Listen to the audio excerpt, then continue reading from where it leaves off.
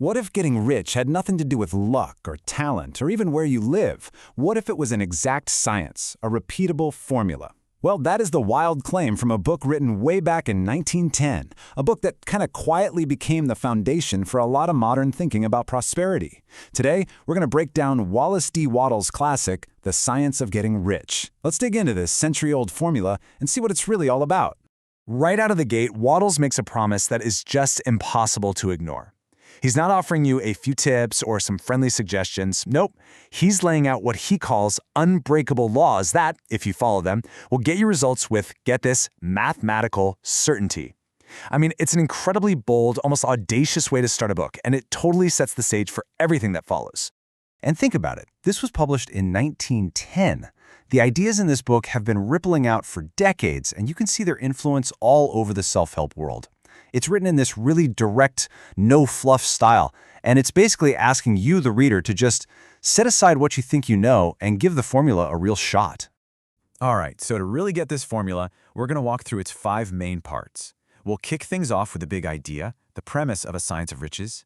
Then we'll dive into the mental side of things, thinking in a certain way. And after that, the super important role of gratitude. From there, we'll connect all that thinking to actual physical action, and then finally, we'll put it all together. So what is this science actually built on?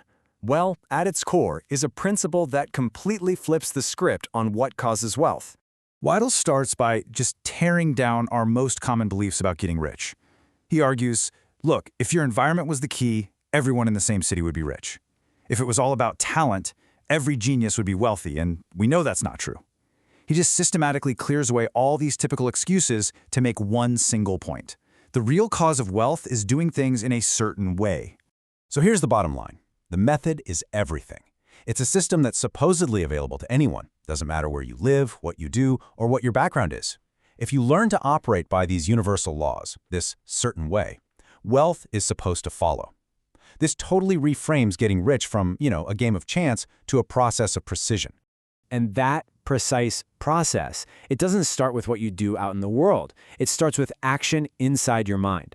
This is the mental blueprint, and it's the first and maybe the most important piece of the whole puzzle. Okay, now we're getting to the real core of his philosophy. It's a concept he calls the thinking substance. I want you to just imagine this. A formless, intelligent, creative energy that is the raw material for the entire universe. From planets to people, everything we see is just this one original substance taking on a different shape. Yeah, it's a huge, kind of mind-bending idea. So how's this supposed to work?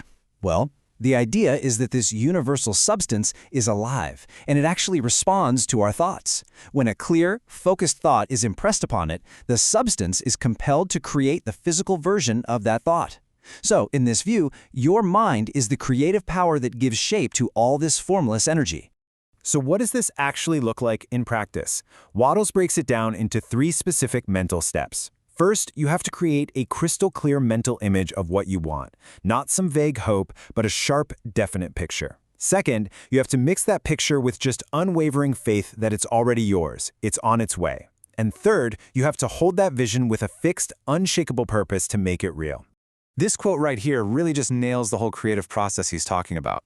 You are a thinking center in the universe, and you have this incredible ability to create a thought, impress it on this universal stuff, and start the process of creation. It's a really powerful and transformative idea when you think about it. So you've got the vision, you've got the faith, the purpose, but there's one more piece you need to really connect with this creative substance. And Wattles says this is a critical harmonizing principle he calls the law of gratitude. In this system, gratitude is not just a nice feeling. It's a scientific tool. The idea is that a grateful mind is vibrating at the right frequency, it's in harmony with the creative energy of the universe. It's like the tuner on a radio that gets you on the right station. And he says if you're not grateful, you've basically cut the wire that connects you to all that power. And the benefits are really specific. Gratitude connects you directly to the source. It keeps your mind focused on the good things you already have, which then attracts more good stuff to you. It also stops you from getting stuck in a competitive mindset, the idea that there's not enough to go around. And maybe, most importantly, it just keeps reinforcing your faith that what you want is on its way. Okay, so all of this sounds very internal, very mental, right? And it brings up a huge question. is this just wishful thinking? Can you really just sit there, think a thought, feel grateful, and then poof, riches just appear? And the answer from Waddles is a huge, emphatic no. He is crystal clear that thought by itself is not enough. That mental blueprint is totally powerless until you connect it to physical action. This is where the rubber meets the road, where the world of your thoughts meets the material world and actually produces results.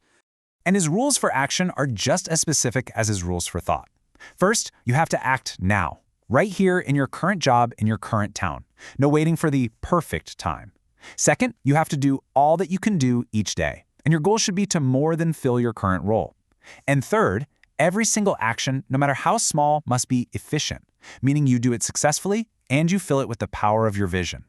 Now, a really important part of that action is about being on what he calls the creative plane, not the competitive one.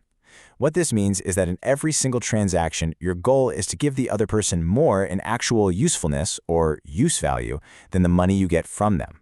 That way, you become a force for growth. You give everyone you meet an impression of increase. So, when we put all of that together, the mental creation and the physical action, we get the complete formula. Let's see how all the pieces lock into place.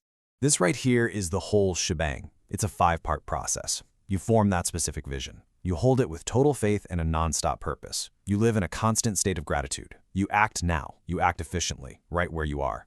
And in everything you do, you focus on creating value, on giving more than you take. For Waddles, this is the foolproof scientific formula for wealth. And all of that leaves us with the huge, fundamental question at the heart of this century-old book. Is your reality shaped by your thoughts, or are your thoughts shaped by your reality? Wallace D. Waddles made his case with absolute certainty. The only question left is, what do you believe?